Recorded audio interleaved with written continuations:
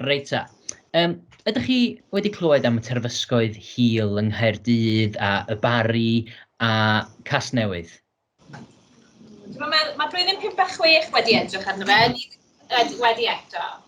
Dim problem o gwbl. Wel, mae'r be ddigwyddodd oedd ar ôl y rhyfel byd cyntaf, mi oedd Cardiff a Chasnewydd a'r Barri yn llawn o bobl oedd yn siarad ieithoedd gwahanol, oedd yn dod o wledydd gwahanol, hefo lliw croen gwahanol ac efo ffordd o fyw gwahanol.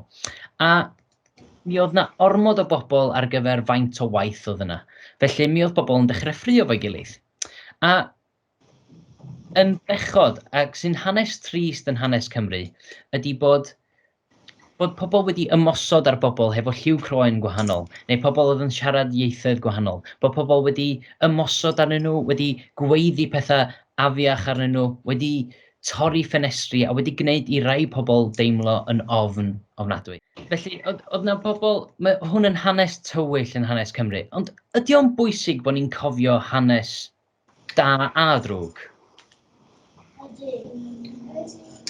Ydy. Ydyn ni'n gallu dysgu gwersi o hanes drwg neu hanes trist?